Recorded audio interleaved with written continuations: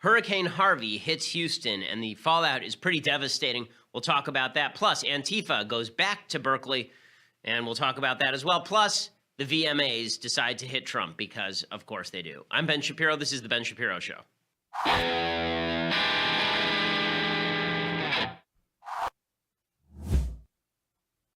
Alrighty, so lots of news breaking over the weekend, most of it from Houston, where Hurricane Harvey has hit incredibly hard. Apparently, there's 50 inches of rain in Houston, which is just an astonishing amount of rain. And these pictures are just amazing. I'm going to show you some pictures in just a second of what the hurricane actually looks like, what the conditions on the ground have been. But first, I want to say thank you to our sponsors over at Texture.com. So if you're an information junkie the way that I am, if you need information all the time, then Texture.com is the best way to get that information. Texture.com is an app that allows you to download and have available hundreds of magazines at a finger's touch. It is amazing. Okay, so for $9.99 a month, you're getting 200 plus magazines.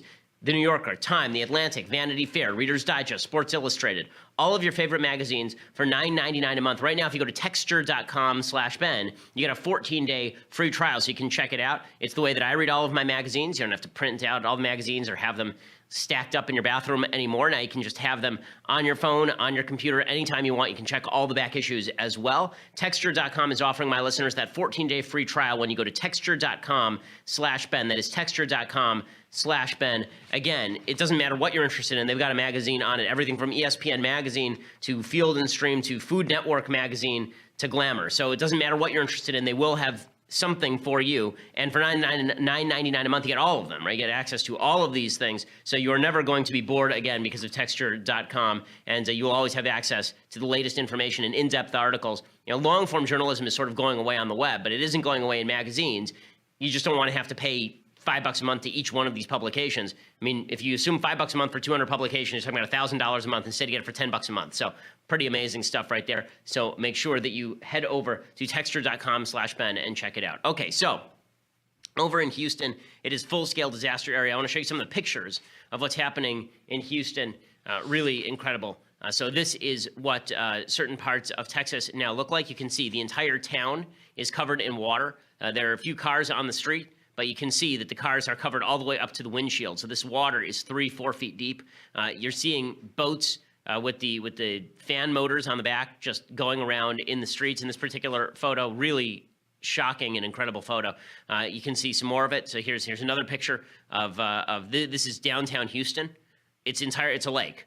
It's a lake. I mean, downtown Houston is entirely underwater. Houston is built in an area that is about 35 to 40 feet above sea level, but it is incredibly flat, and there are a few marshes, what they call bayous, that are over there where all the water was designed to flow. One of the things that's happened, people are looking at the streets and saying, why are the streets underwater? Well, that's because the streets were actually designed as a secondary spillway. In case of situations like this, the idea was that the water would go into the streets so that it wouldn't go into your homes, but it's been completely overwhelmed. Here's another picture of what it looks like in Houston today. This, of course, is a small child in his home. And this kid was rescued, by the way.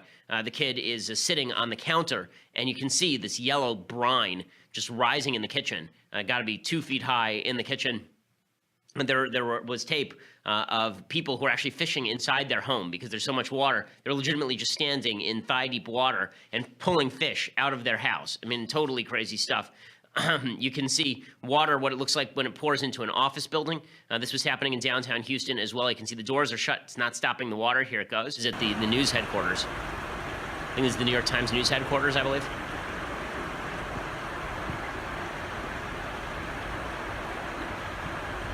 Just unbelievable stuff.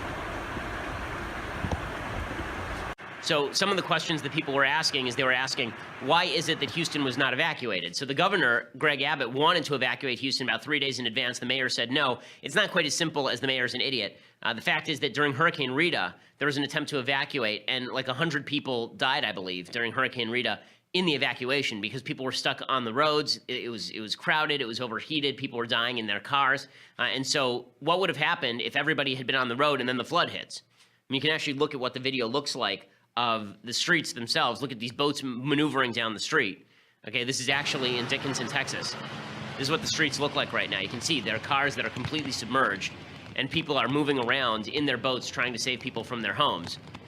There's an old age home, actually, where they had to save, I think, 15 people, where the old age home was completely underwater. Just incredible stuff. So one of the questions that's been asked is, how is Trump doing on all this, right? How's the federal government doing on all this? So Trump, as is Trump's wont, tweets out a lot of stupid things, right? He tweets out a lot of dumb things. He tweeted out a bunch of things about the hurricane that are really kind of silly. He tweeted, it sounds like a game show host tweeting about the hurricane. You know, he tweeted out, for example, "Wow!" exclamation point, right, about the size of the hurricane. I mean, almost as though like this 17 hours ago, all caps, historic rainfall in Houston and all over Texas, flood are unprecedented and more rain coming. Spirit of the people is incredible. Thanks. And then he tweeted a bunch of things about Mexico. Now he tweeted this. This was yesterday. "Wow. Now experts are calling Harvey a once in a 500-year flood, exclamation point. We have an all-out effort going and going well." And he also tweeted out, "Many people are now saying this is the worst storm hurricane they have ever seen. Good news is that we have great talent on the ground."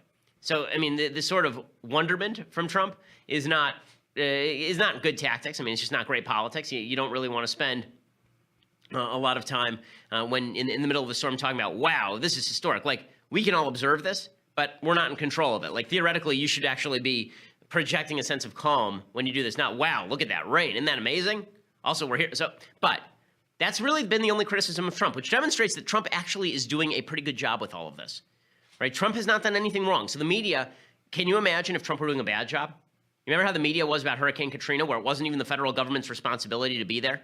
And they responded in relatively prompt fashion, and the media ripped them up and down because the Democratic governor of the state, Mary Landrieu, I think it was, at the time, she was Kathleen Blanco was the governor of the state at the time. She was garbage. She was a terrible governor at the time. And Mayor Ray Nagin of New Orleans had told people not to evacuate, and then a lot of people died because of that, and then they blamed Bush for it. Can you imagine if things went wrong in Texas, how much blame Trump would get? It would be insane, right? The media would never stop. The media would never stop. But Trump hasn't done a bad job with this because he allowed his administrators to do what they had to do. He told them to get down. The federal government learned its job from Hurricane Katrina. They're never going to be caught off guard on this sort of stuff again. And you know, the federal government is doing what it's supposed to do here. Greg Abbott said, "Trump has already told us whatever we need, we're going to get." By the way, it's all locals and state that's really doing most of this work. The National Guard is down there helping out too. But this is the difference between Greg Abbott doing a good job at the state level and the mayor of Houston apparently doing a good job with local law enforcement. He's a Democrat, so this is a bipartisan thing. Now here's Greg Abbott talking about the federal government's response. What can you tell us about President Trump's personal engagement in this problem and in managing the response to it? It's been extremely professional, very helpful. He called and said, "Governor, whatever you need, you've got." And this is the quickest turnaround I've ever seen from the time that a governor made a disaster declaration to getting that granted. Okay, so Trump is doing what he's supposed to do. He's checking all the boxes. The FEMA administrator, right, works for Trump, says, "Listen, we're going to be there for years, and that's okay. We're going to fix all this stuff." The National Weather Service says that parts of Texas might be uninhabitable for weeks, even potentially months after the hurricane. Are you prepared? Is FEMA prepared to be there for months on end? FEMA's going to be there for years, sir. This disaster recovery, this disaster is going to be a landmark event. And we're already in the stages. While we're focused on response right now and helping Texas, respond, we're already pushing forward recovery housing teams. We're already pushing forward forces to be on the ground to implement National Flood Insurance Program policies as well and doing the inspections that we need. So we're setting up and gearing up for the next couple years. Okay, again, the point here is that the media would be all up in Trump's business if Trump were doing a bad job on this. And that's how you can tell when Trump is doing something okay. When the media are all up in Trump's business over something ancillary, that means that the main job that he's doing is basically okay. When Trump does something terrible, the media are all over him. When he does something mediocre, the media are all over him. When they're focusing on his tweets about the hurricane as opposed to the actual federal government response, that means the federal government is doing what it needs to do. And I promise you, the people in Houston don't give two damns about what Trump tweets about this stuff. All they care about right now is there going to be somebody who's going to help me get out of my house? I mean, it was getting so bad that people were tweeting their home address over Twitter to the emergency response teams because the 911 call center was jammed. There have been over 1,000 rescue attempts. I think 5 people dead in the flooding so far in Houston. The local PD was telling people, if you're going to take shelter in your attic, make sure that you have an axe, because if the water rises, you may have to bust your way through the roof. Okay, that's how bad things have gotten in Houston. Good for the local administrators and good for the police and good for the citizens. There have been a lot of citizens, great stories, citizens out there in their boats, going around saving people, just normal people. I mean, just going around. Really, it shows the American spirit. It is amazing how the media covers this, by the way. There was one guy who was driving around and he was sailing around in his boat, picking people up, and he happened to have a Confederate flag on the back of his boat. And the media had coverage of this, and they refused to cover it because he had a Confederate flag. Because clearly this guy was a brutal, vicious racist, even though he was saving black people from their houses too. Clearly the Confederate flag trumps the fact that he's out there saving people. Anyone with a Confederate flag must be evil and nasty. I know there was a story like that today where there was tape of, it was kind of funny tape, of a fellow who had a hawk land in the middle of his car.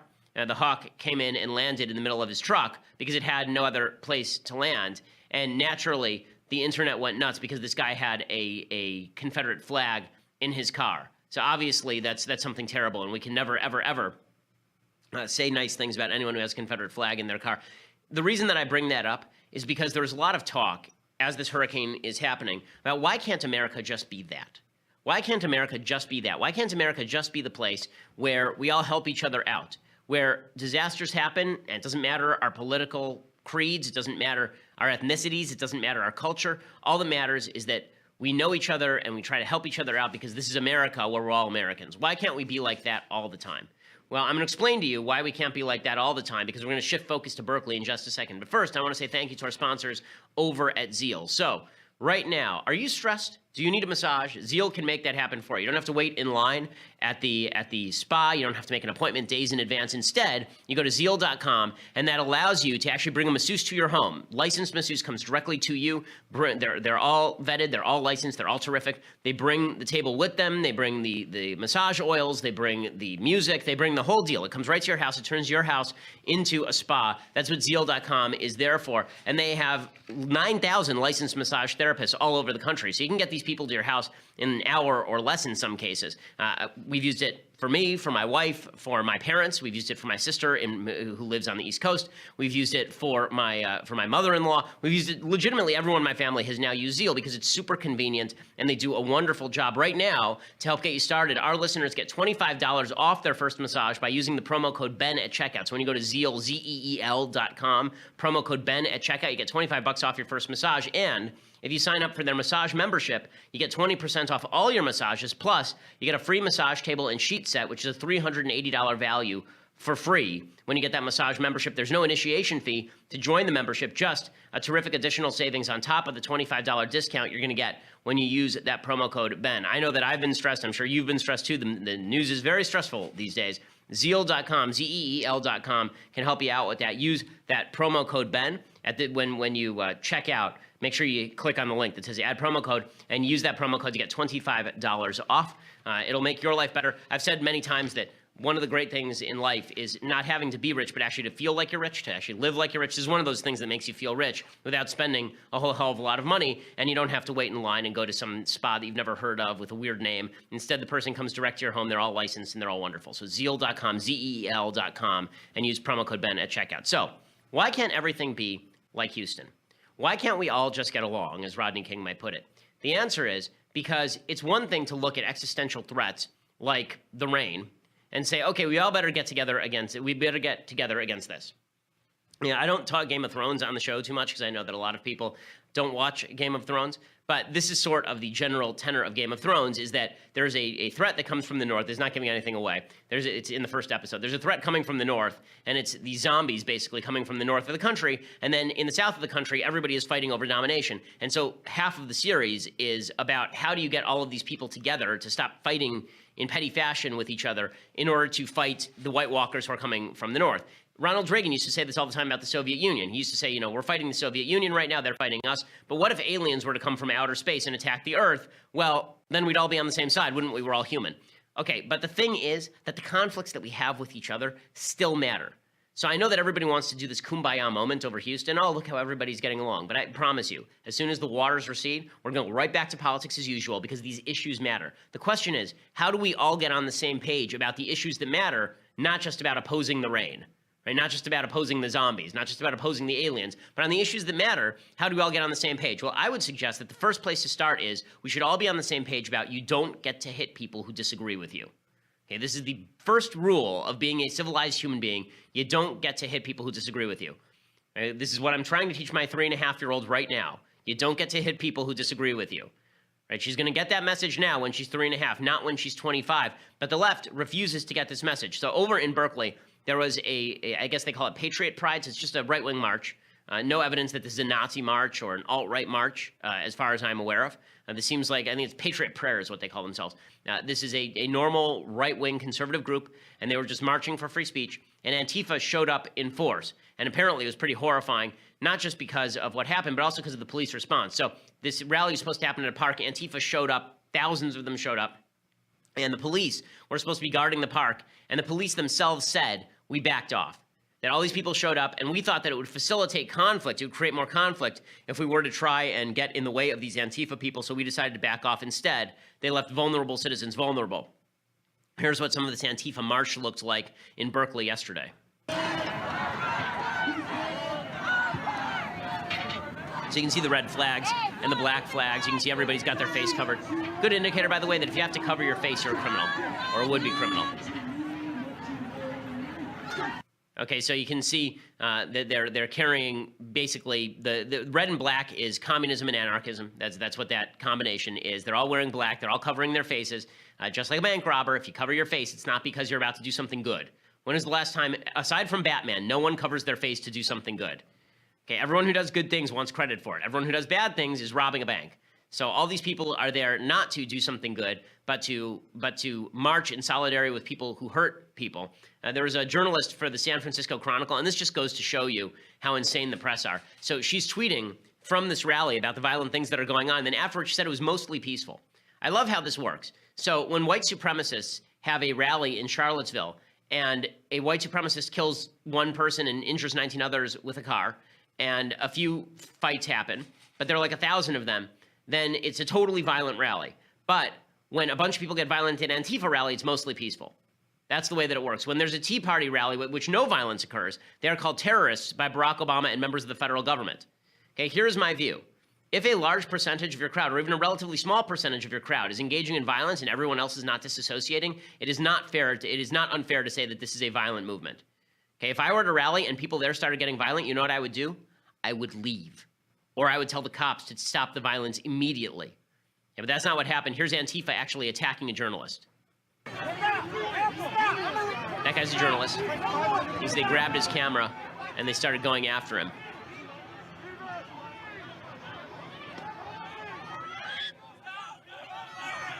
And there's a journalist who's been pushed down on the ground.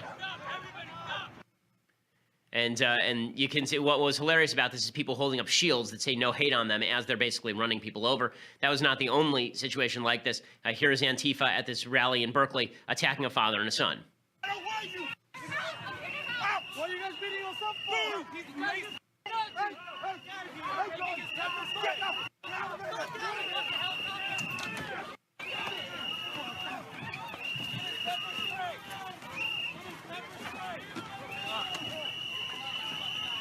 They're hopping on this guy and beating the crap out of him.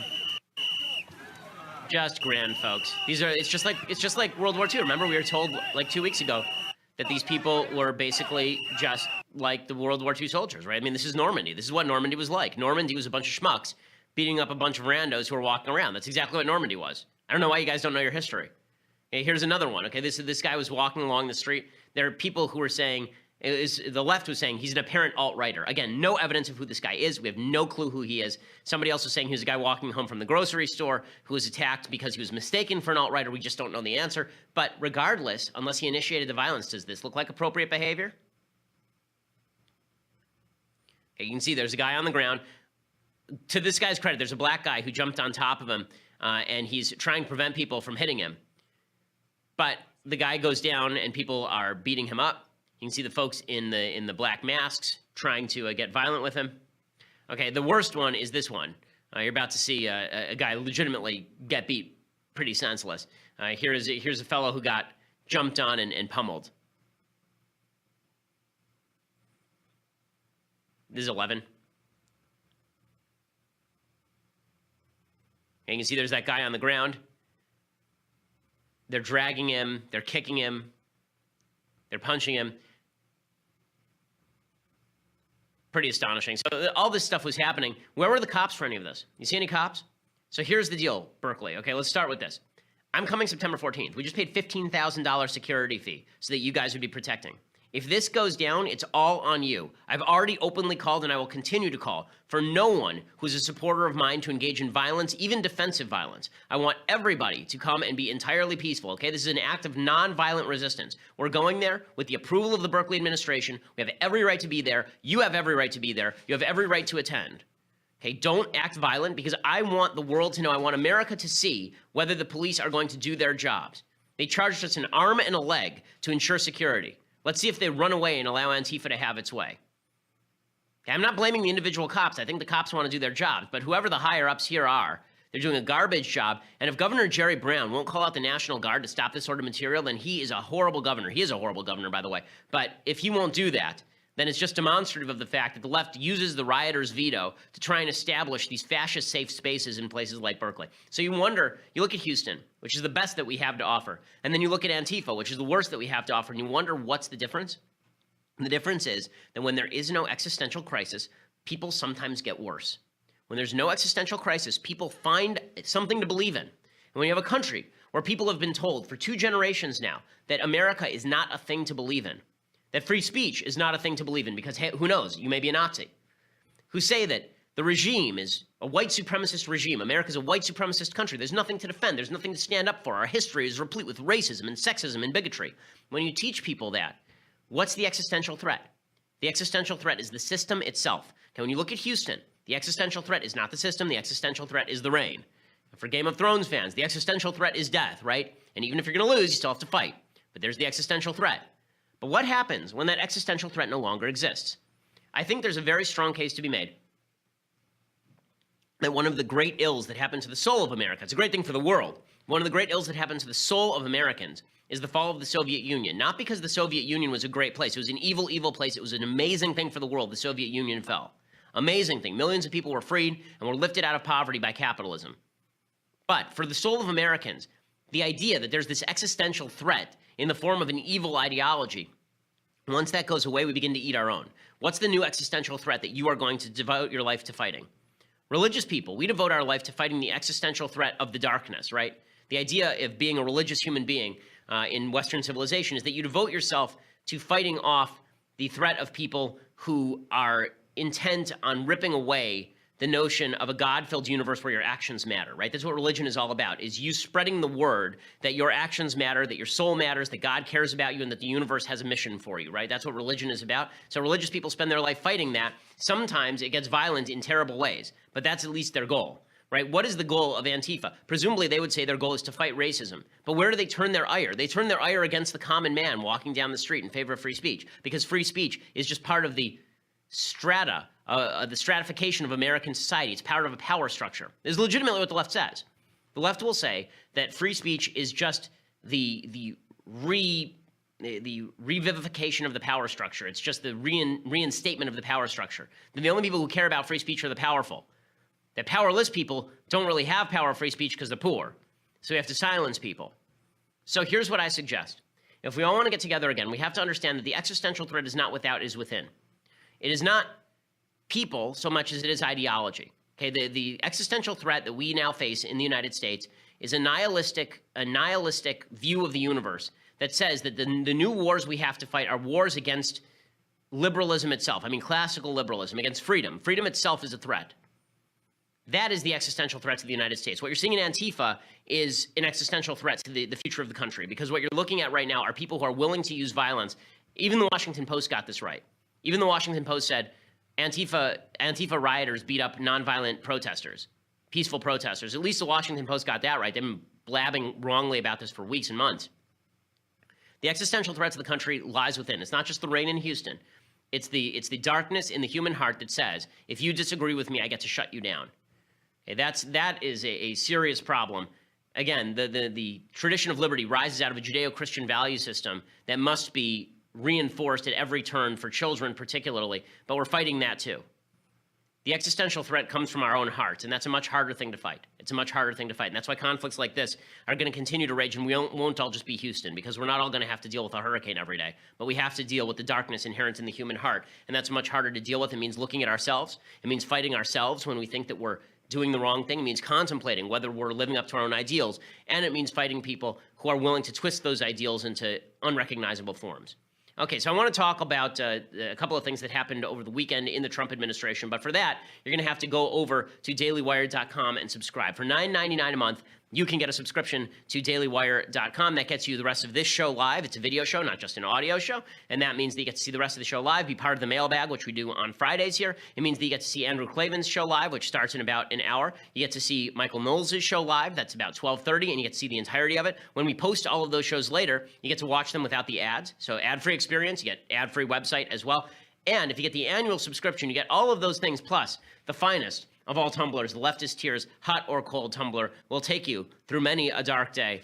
As Tyrion says, his job is to drink and know things. This is your job as well. So you may as well drink from a fantastic tumbler and know things from listening to the show. So you can do all of those things for a $99 annual subscription, which saves you money on the monthly subscription. Go over and check it out at dailywire.com. If you want to listen later, go over to iTunes or SoundCloud. Please hit subscribe. Please leave us a review. We always appreciate it. It helps us with the rankings on iTunes and helps us continue to be the fastest growing and largest conservative podcast in the nation.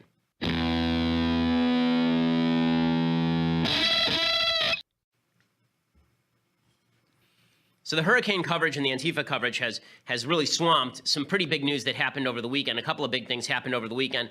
Late Friday afternoon, President Trump decided that it was definitely necessary for him to pardon Sheriff Joe Arpaio.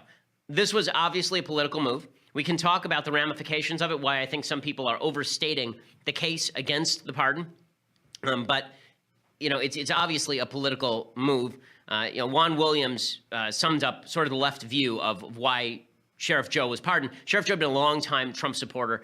No question that had something to do with all of this. Here is Juan Williams suggesting why he was pardoned.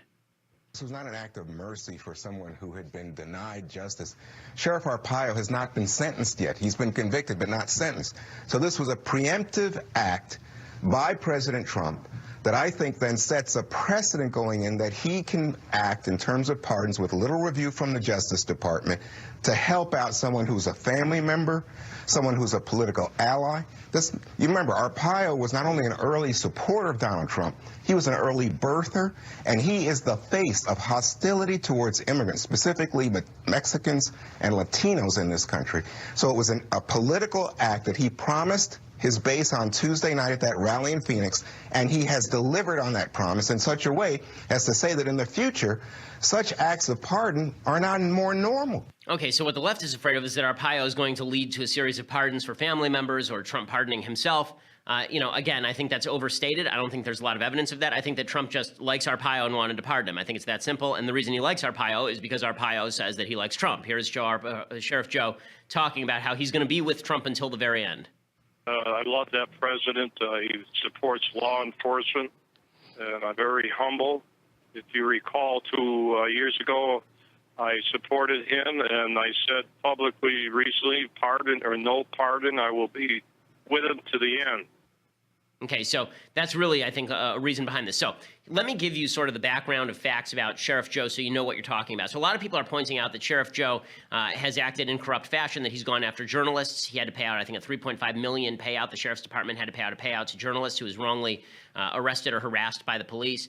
They've had to pay tens of millions of dollars in various fees for racial profiling in civil suits. So Sheriff Joe has not been, I think, a wonderful sheriff. He's popular because for many years there was a lot of publicity around things like him forcing inmates to wear pink underwear because he wanted to emasculate them, which is funny, right? Or Sheriff Joe wanting them to work on chain gangs because he didn't want them lazing around all day and forcing them to live in tents to be very uncomfortable instead of being in positions where they were in prisons watching TV. He was popular on the right for a lot of those things. He was also popular on the right because he would do immigration enforcement that a lot of people on the right felt the federal government was not doing, that he would police immigration, that he would do sort of these immigration sweeps and then check people. The courts came in when they said what you're doing is illegal, it's racial profiling. He defied the courts and he said, I am not going to pay attention to your court orders, at which point he was arrested and convicted for criminal contempt. So there's a couple issues that are wrapped up here. A lot of people are saying he deserves to be in jail because of all the things that he did that he wasn't convicted for.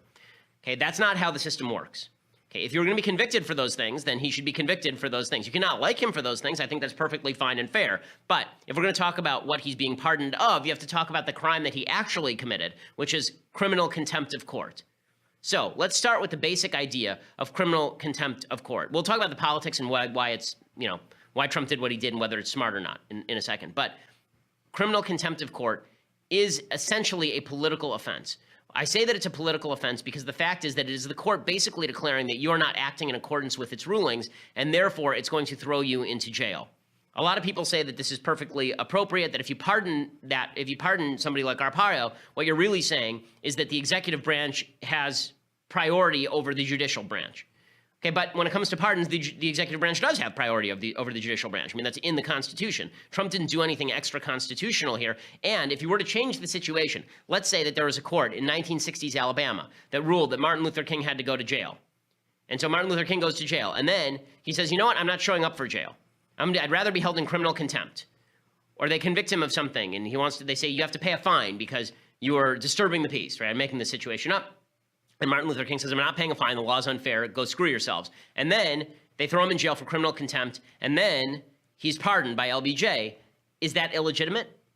It's not illegitimate under those circumstances. So simply saying that any attempt to overthrow a criminal contempt conviction with a pardon is illegitimate, I think, is overbroad. So the question becomes, was this a political conviction of Sheriff Joe? So there's a guy named Warren Henry over at The Federalist who has a very, very good column about this today, explaining all of the background to this. He talks about, I should really just read some of it because it gives you the factual background you need. In 2007, Manuel de Jesus Ortega Melendres and other plaintiffs brought a class action against Arpaio, the Maricopa County Sheriff's Office, and other defendants, alleging the defendants violated the 4th and 14th Amendments to the Constitution by racially profiling Latino motorists and passengers. The Melendres lawsuit, which the Justice Department joined, that was Bush's Justice Department, focused primarily on saturation patrols. In 2009, ICE modified its agreement with Arpaio and the Maricopa County Sheriff's Office, revoking their authority to enforce civil immigration laws except in jails.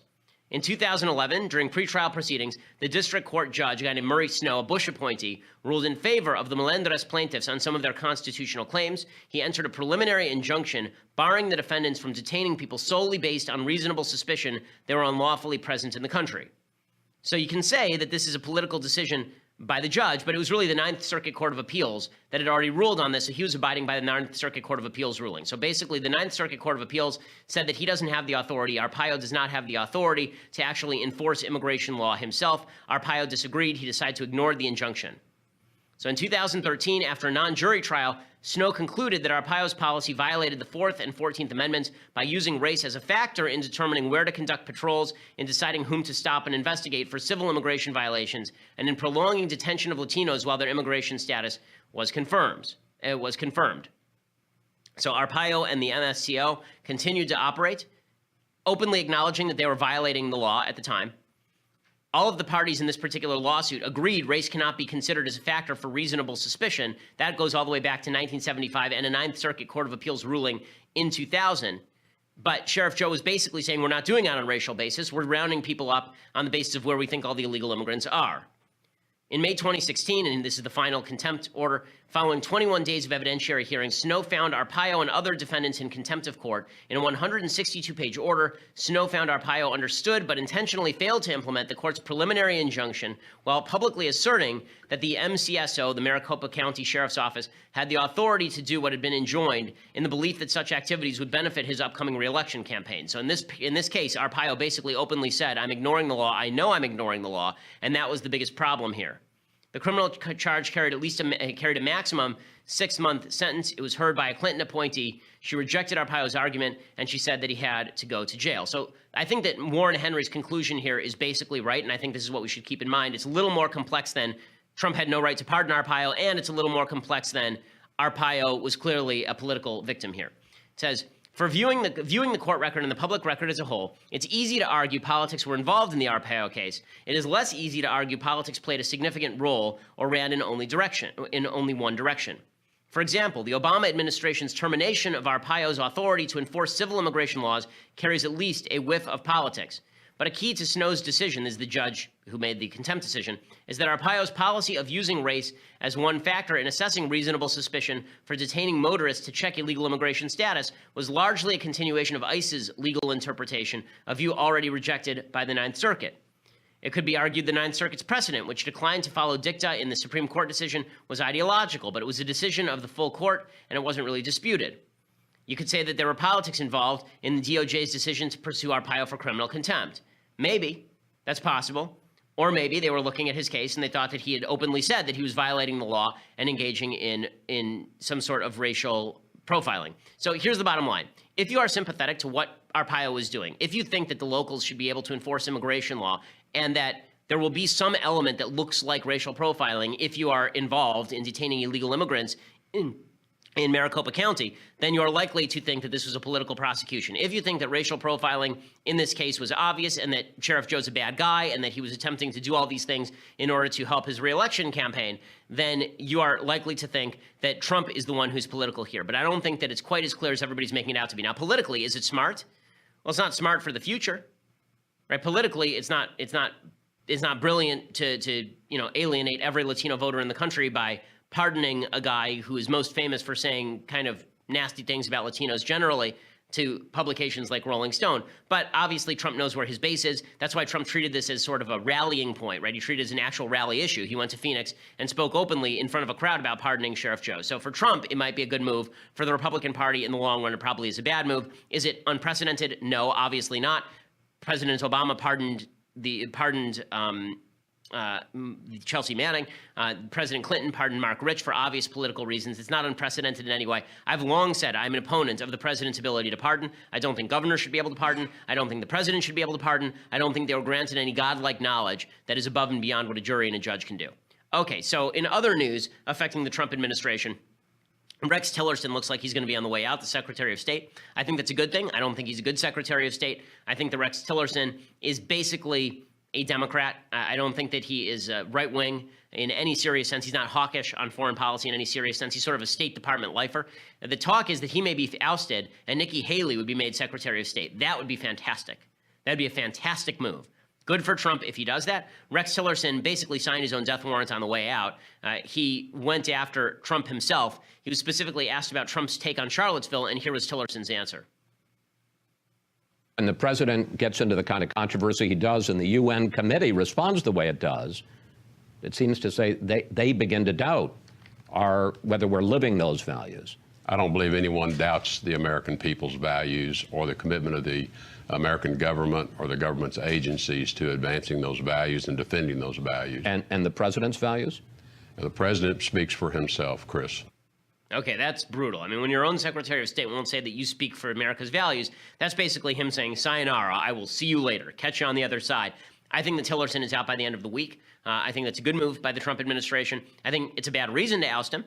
I think the reason to oust him is because he's not good at his job, that he's a bad Secretary of State who doesn't actually forward the policies of the United States in any serious way. But if he has to go like this, I'm in favor of it. Fine, get out. So Tillerson, I think, will be out. I think Nikki Haley will replace him, and that would be a good move by the Trump administration. He'll have to use Haley to replace him because otherwise the Senate's not going to confirm anybody he nominates. Haley has already gotten through as the UN ambassador. It would be hard for the Senate to turn her down. Okay, time for some things I like and then some things that I hate. So, things that I like. If you ever want a fantastic synopsis of various great philosophers over time, Will Durant has a book called The Story of Philosophy that truly is a first-rate book, does a great summary of all of the great philosophers over time, Aristotle and William James and Nietzsche and Herbert Spencer and Plato and Spinoza and Kant. It's really terrific. It's a great summary of, without having to wade through 800 pages of a critique of pure reason, which is almost unreadable anyway. Reading their summary of Kant is accurate and good. Will Durant is, of course, a very, very famous historian. He wrote a much celebrated history of Western civilization that is well worth reading. He was very pro-Western civilization, and it comes out in all of his writing. I believe he's a religious Catholic, so he's a religious thinker as well. this was written in 1926, so it stops dead before you get to a lot of the later developments in philosophy. But it is it's such a good book, and it's been continuously in print for years. You can get it for like $5 on Amazon. It remains an excellent, lucid reading of various works of philosophy. After he wrote this, and it came out, he wrote The Story of Civilization, which is like an 11-volume set that everybody has on their shelf, but nobody has ever read. Except me. It's really good. It's really top notch. So go out and check A Story of Civilization as well, which is Will Durant's book on the history of Western civilization. Okay, time for some things that I hate. So let's imagine that we're in the middle of a natural disaster. And let's imagine that that natural disaster happened while an unpopular president of the United States was president. And let's imagine there was some sort of cultural event where everybody decided to get up and rip the president in the middle of that. It would never happen for a Democrat, but imagine if it happened for Obama. Imagine there was a giant hurricane that put an entire city underwater. And as the president was attempting to help, there was a giant cultural event broadcast on national TV, almost solely dedicated to ripping the president of the United States up and down. Would you consider that a problem? Would you consider that polarizing? I certainly would. That's what the Video Music Awards were on MTV last night. Basically, the entire thing was mocking Trump from beginning to end. I don't know that these things get any ratings anymore, but they are absolute turd. They're garbage. They're most famous for Miley Cyrus doing whatever her latest soft porn shtick is, right? Whether she's humping a foam finger with Robin Thicke, or whether she is doing a puppet show full of sex. There's always it's basically push the boundaries land in VMA land. They became originally, the first time I remember the VMAs becoming a national issue is when Britney Spears was strutting around the stage with a giant boa constrictor about her abdomen. But they've moved on from there. Now they've decided to go full political. So Paris Jackson, who I don't even know why Paris Jackson is culturally relevant, Michael Jackson's daughter, I guess, has she ever been genetically tested? Because I think they said that it was artificial insemination, correct? Paris Jackson, I believe, was the case. In any case, Paris Jackson mocked Trump during the VMAs for no apparent reason. I'm seeing a lot of love and light here tonight already. A lot of diversity and a lot of potential power. You know, if we were to all put our voices together, do you realize the difference we would make? If we were to all stand up united as one, our impact, it would be huge. Believe me, huge. And that's not fake news. So let's leave here tonight remembering that we must show these Nazi white supremacist jerks in Charlottesville and all over the country that as a nation with liberty as our slogan, we have zero tolerance for their violence, their hatred, and their discrimination. She's so righteous. Oh, preach it, Paris. I mean, okay, so she's at legitimately one of the most useless cultural events in history. A bunch of people whose music will be forgotten inside of 2 years, with a bunch of young kids who have nothing better to do than spend their night listening to a bunch of dolt celebrities talk to them about things of which they know nothing. And then she gets to feel real special because we all hate Nazis. Woo! Guess what? I've been hating Nazis my whole life. We fought a war to kill a bunch of Nazis. Okay, well, everybody hates the Nazis. You're not doing anything special by saying we hate Nazis. Yay, we all hate Nazis. Yay. How about if she got up? Imagine if Paris Jackson had gotten up and say, listen, violence is never the answer on any side. I shouldn't say that, right? We have to stand up to their violence and their hatred and their bigotry. As people of liberty, we cannot tolerate their hate. Well, I'm pretty certain that as people of liberty, you have to tolerate their hate so long as it's not violent. This is one of the principles of liberty, because what you consider hate might be somebody else's belief system. And you can tell that I highly doubt that Paris Hilton or Paris Jackson actually feels the necessity to limit her own hatred for Nazis alone, because the left never does. The left always broadens it out, right? When I go to Berkeley in 2.5 weeks, they're going to call me a Nazi. They will. Okay, they'll call me a Nazi because this is what they do. And then they'll get up and they'll say, we couldn't tolerate him. It was so great that Antifa shut him down because he was just like a Nazi. You know why? Because he says that Black Lives Matter is not a movement that helps the country. That's like a Nazi. You know who would say that? Hitler. Hitler would say that. You know, he used to eat with a fork, Hitler. Like, this routine is really getting old. But the level of, let's pat ourselves on the back because we hate Nazis. Guess what? You know what? I don't feel like a better person because I hate Nazis. That's my basic principle as a human being. I don't feel like a better human because I dislike, alt-right white supremacists. I don't feel like a better human being because that's just like being a normal human. I don't spend my time virtue signaling because virtue signaling is not virtue, but this is just virtue signaling because you're not actually doing anything. You're not actually, like, how many people in the audience are like, you know what, I was a Nazi 1 second ago, but now that Paris Jackson said that, I guess I'm going to give up my hatred and my violence. I'm not a Nazi anymore because of Paris Jackson. So ridiculous. Katy Perry, who looks like the nice, clean-cut daughter who you sent off to school and she came back a lesbian dance theory major. She decided that it was worthwhile to mock Trump as well. First of all, Katy Perry doesn't get to mock anybody's hair with this getup. I mean, she looks like she stuck her head in a bowling ball cleaner. Here's Katy Perry. So there were 5 nominees for Best New Artist when this whole night got started. Now it's just up to the top 2. Congratulations, Julia Michaels and Khalid. And who wins is up to you. One artist will join the ranks of other Best New Artist winners like Justin Bieber, Lady Gaga, and my personal favorite, Hootie and the Blowfish. Woo! Listen, guys, this is one election where the popular vote actually matters, so vote online. But hurry up before some random Russian pop star wins, okay? Okay, so boring, so stupid. Katy Perry should not do comedy, but here's my advice to the Democrats. Please keep using Katy Perry in everything. You did it at the DNC. It worked beautifully, ensuring that Hillary Clinton would never be president of the United States. Okay, this one I thought was, I feel bad for Heather Heyer's mom. Heather Heyer's mom showed up to the VMAs. I do not know why Heather Heyer's mom is at the VMAs. Heather Heyer was, of course, the victim of the white supremacist in Charlottesville. The woman who was killed was Heather Heyer. Her mom shows up at the VMAs. I do not like that, I can't speak. Heather Heyer's mom can do whatever she wants, right? I haven't lost a child. I can't speak to that. If somebody did that to my child, the chances that I would go on a cultural show to talk about it like this, like a VMA type show, are nil. It would not happen. And the reason it would not happen is because this is obviously just it's a stupid show. And for the VMAs to use the platform as a let's make it about Charlottesville.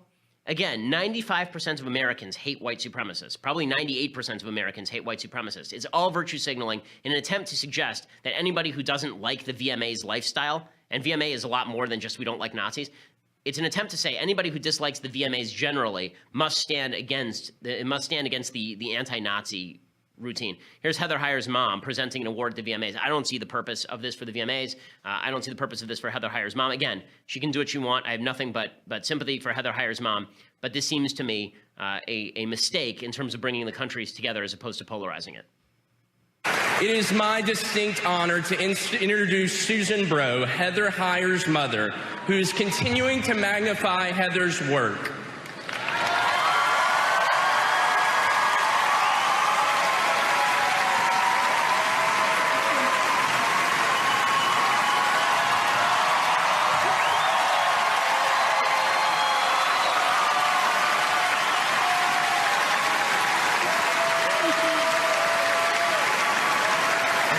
We all feel terrible for this woman. I have a general objection, and this has been true for years, so it's not specific to Heather Heyer's mom. I have a general objection to, in politics, using people who are victims of crime as spokespeople for a particular point of view. I don't like it very much, the reason being that if we're going to espouse particular policies, they should be disconnected from emotion. They shouldn't be connected deeply to emotion. I understand in politics the easy thing is to always connect it to emotion.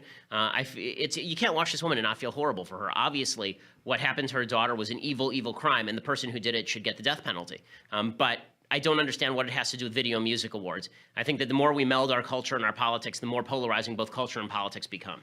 Okay, we'll be back here tomorrow. We'll bring you all of the latest updates, including Antifa updates, of which I'm sure there will be many. Plus, just want to mention before I go here that Berkeley still has not released tickets for my event on September 14th. But if you go to YAF.org, then we've set up a link where you can sign up for a list, so you'll be the first to be notified about the availability of tickets. I think that there are 2,000 tickets available. We already have like 1,600 signups in just about 48 hours here. So the tickets are going really fast in terms of people who are signing up to be notified. So go over to YAF and sign up to be notified. We want to make sure that we pack the hall. This is a free speech event, and we are going to be speaking out against tribalism. All the things we talk about on the show will come up. So it should be a great event, and I look forward to seeing you there. Obviously, everyone remain nonviolent. We are paying so that the police will do their jobs. I'm a taxpayer in the state of California, so the police will do their jobs.